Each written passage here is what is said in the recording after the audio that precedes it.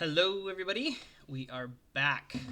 Biology of cells and tissues, diving into the digestive system.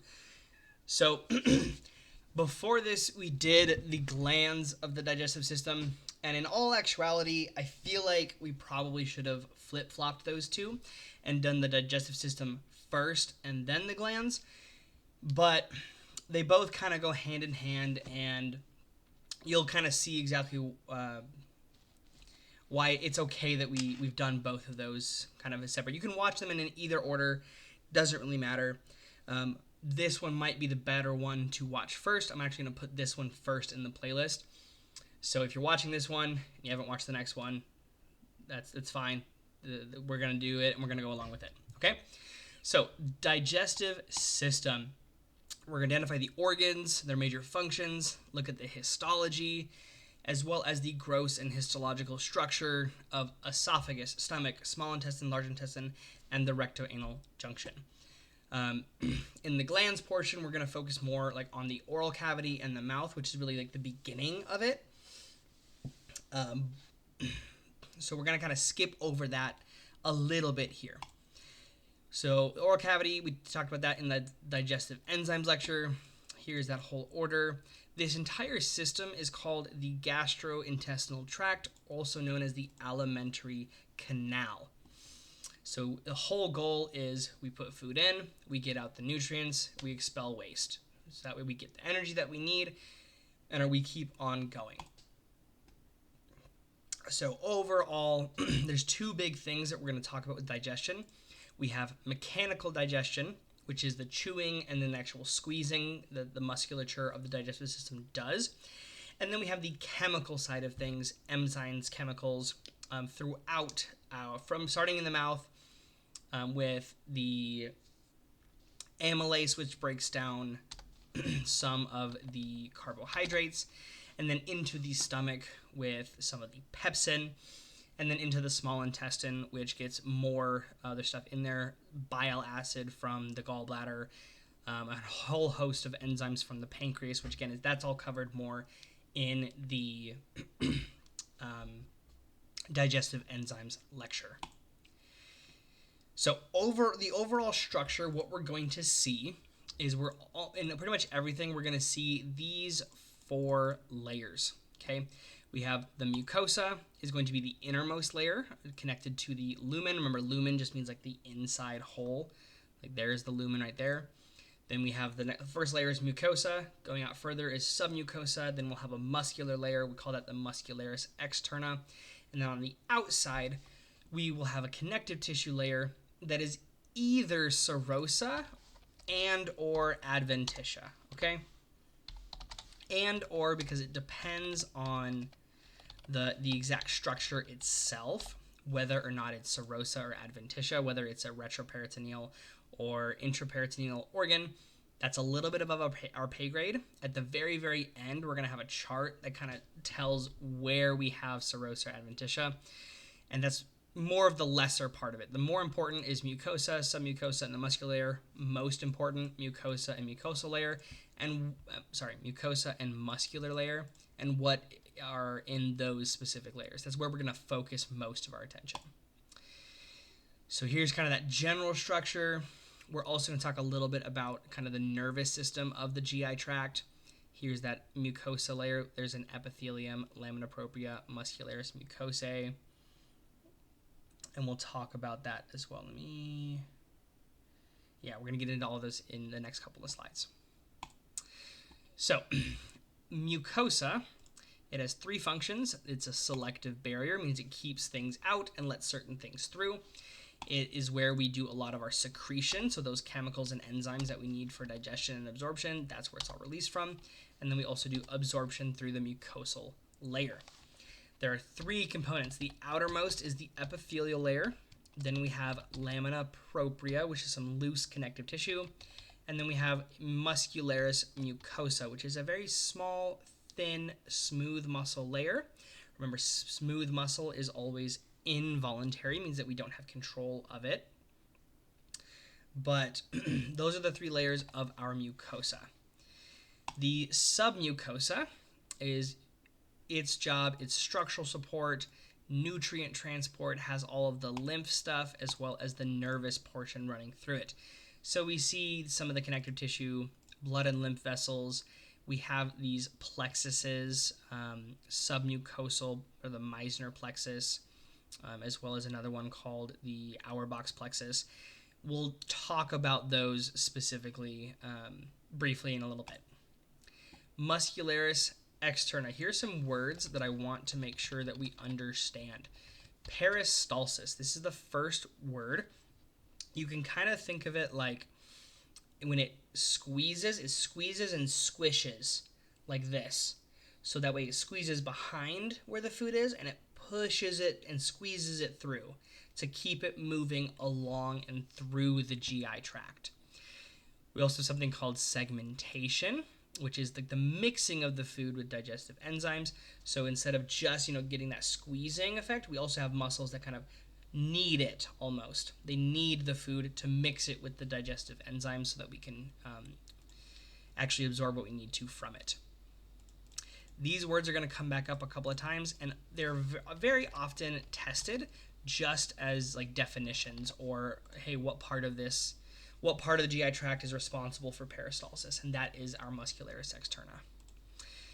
We're also going to see controlling the lumen diameter, how wide, how big the different parts of the GI tract are, the mechanical digestion, so like that crushing, squeezing, as well as sphincter control. Sphincters are circular muscles which can open and close off portions of the digestive tract so that way we can let food pass through or prevent things from coming back up. We'll see a handful of those as well. And most of the time we will have at least a circular and then a longitudinal layer. Sometimes they have more than these, or sometimes they're a little bit different, but we'll look at each of those on a case-by-case basis. Then here we had the submucosal or the Meissner plexus, and here we have the myenteric or the Auerbach plexus, and we'll talk about those again in a little bit. Serosa versus adventitia. It's for protection, structural support, as well as lubrication. Adventitia is where it's embedded in other tissues, so when other tissues are making contact with it, kind of like think about how like the stomach sits on top of the intestines, so so they're making contact. So we have adventitia in between those things. And then serosa, where there's more of a free surface, and we call that intraperitoneal organs. Okay, and with serosa, there's something called mesothelium, that simple squamous epithelial layer that secretes serous fluid. Remember, we're secreting that serous fluid. Serous meaning like watery, because we don't want friction between stuff. So if our stomach and our intestines, they're not necessarily like held in like muscles and bones are. So if they move a little bit, we don't want them generating friction or potential friction injury. Here's that general organization. We have mucosa, submucosa, muscularis propria, and then the serosa or adventitia. This is really the big idea that you need to know. Okay, what is the mucosa, or what's inside of the mucosa? What kind of layers are there? What's in the submucosa? What is in muscularis propria? And then just knowing that there is serosa or adventitia. So that's kind of the general overview. We're going to jump into some more of the specifics. The nervous system of the GI tract. So the nervous system of the GI tract is called the enteric nervous system. It's part of the autonomic nervous system. So usually when we talk about the autonomic nervous system, we have autonomic and somatic. Somatic is our voluntary skeletal muscle. Autonomic is going to be our sympathetic, and parasympathetic is what we've learned up to this point. We're adding this third portion, the enteric nervous system. Okay? This enteric nervous system is known as the brain of the gut. That's a test question professors really like to ask about. And it's in charge of dealing with all of the movements within the digestion and all of those good things. So, this is just a little bit of a repeat. It has the enteric nervous system called that gut brain. It actually contains more neurons than the spinal cord does. It's incredibly complex, incredibly precise, and very well controlled as long as we treat it appropriately. It's made up of enteric neurons that communicate extensively, And then major nerve supply to the GI tract wall controls the motility or the movement of it all. We have two main interconnecting intrinsic nerve plexuses. Breaking all that down, it just says we have two kind of branches or two networks of nerves that are responsible for specific jobs. So our submucosal nerve plexus, also known as Meissner's nerve plexus, controls the glands and the smooth muscle, whereas the myenteric or Auerbach's nerve plexus controls motility, also known as peristalsis. Okay? Those are the big things we really need to know, and you need to keep that information in your head moving forward, because these are going to come back in the future, in future courses. You really need to remember these. So submucosal is the Meissner's, myenteric is Auerbach's. The submucosal does glands and smooth muscle, which makes sense because that's where what is found in the submucosal layer. The myenteric, think myenteric muscle motility. Here's just a little picture. We have that myenteric plexus versus the submucosal plexus in the layering. Okay, now we're going to get into the actual components of the GI tract, starting with the esophagus. So the function of the esophagus, its whole point is to transport the food that we've chewed up from our mouths to the stomach. That's its only job, is to get it from point A to point B. Seeing how it actually does that, so the oral cavity, we chew, also known as mastication. These are kind of the science words for this kind of stuff. So chewing is masticating. You'll learn in DAA and other courses that masticate, the muscles of mastication, the masseter, the temporalis, the medial lateral pterygoid muscles, kind of the buccinator a little bit, just keeping the food in there. But all of those, as you chew it all up, it turns into a food bolus. Okay, food bolus, just meaning a ball of chewed up food, and then it's pushed to the back of the throat by the tongue. It travels through the oral cavity into the oropharynx, through the hypopharynx, and here, just think about our anatomy, we have this epiglottis, because our esophagus and our trachea both share an entrance through the hypopharynx. Okay, we breathe and we eat through the same beginning space. Epiglottis is a little piece of cartilage. It's like a little flap, so when we start to swallow food, it snaps shut, so push the food backwards towards the back, down the esophagus. So the esophagus is located posteriorly to the trachea. Okay, good. A little bit more, that's the upper end of the esophagus. Now the lower end, it travels all the way down the esophagus, and it actually goes through a little hole in the diaphragm.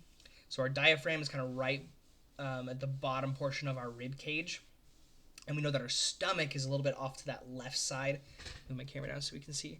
The stomach is, here's my midline, here's my xiphoid process. My ribs coming along here. Stomach is in that left quadrant, left upper quadrant, right in here. And in order to get there, the esophagus goes straight down and then through the diaphragm, right about in this upper gastric, this epigastric region is what it's called, above the belly button. It's called epigastric. It goes through a structure called the hiatus. It goes through the diaphragm. The hiatus is just like a little hole, so it goes through there and into the stomach. There is also a sphincter. Remember we said sphincters are circular muscles. Their job is to control letting things in or preventing things from coming back. So the lower esophageal sphincter is responsible for making sure the one that food passes through, and also making sure that stomach contents that are very acidic don't come back up.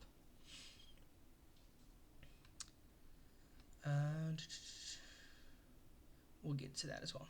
Looking at the actual layers, we have those same 4 layers: mucosa, submucosa, the muscularis externa, and the adventitia or the serosa. the mucosa layer, sometimes professors like to ask specific questions about stuff like this. The mucosa layer, this is stratified, squamous, non-keratinized epithelium. Stratified, meaning that it's multiple layered. Squamous are those flat cells. Remember, those are really, really good for like protection because we have a lot of food coming down. Sometimes you get, sharp little bits of food. Sometimes you don't chew that great. Sometimes you're eating chips, and one kind of feels like it gets stuck or pokes you halfway down. That's why we have stratified squamous epithelial cells.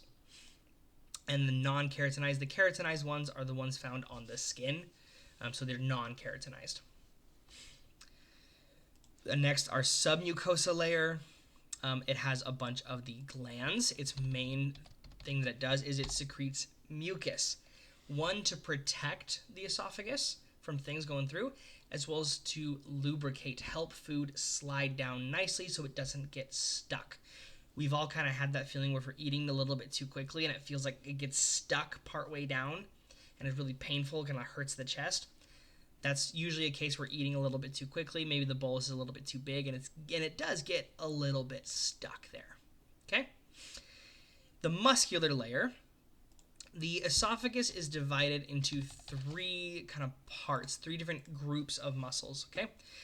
The upper 1/3 is skeletal muscle. This is why when you check your swallowing reflex and you go and you try and swallow, you can see if you're a guy, you have the Adam's apple. If a girl, you can palpate and feel this.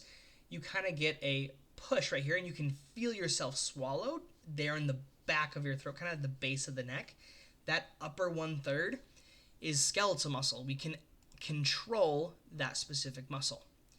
It also helps, with kind of coughing and that kind of stuff. Those muscles we can use those in that process. The middle 1/3 of the esophagus is both skeletal and smooth muscle. So it has partially voluntary control, partially non-voluntary. The lower 1/3 is all smooth muscle, and we do not control that. Once it gets to that point, it just goes and it does its own thing, regardless of what our brain specifically it might be saying. Adventitia and serosa. Adventitia is all above the diaphragm, and then serosa is all below the diaphragm. If I remember correctly, you're not tested on this in this course. However, more in gross anatomy, when you get to, I believe it's gross 2, is you get into all of the digestive organs. They like this question in gross anatomy when they talk about adventitia versus serosa and what types of organs are where. So keep that tucked in the back of your mind, and we'll see that eventually.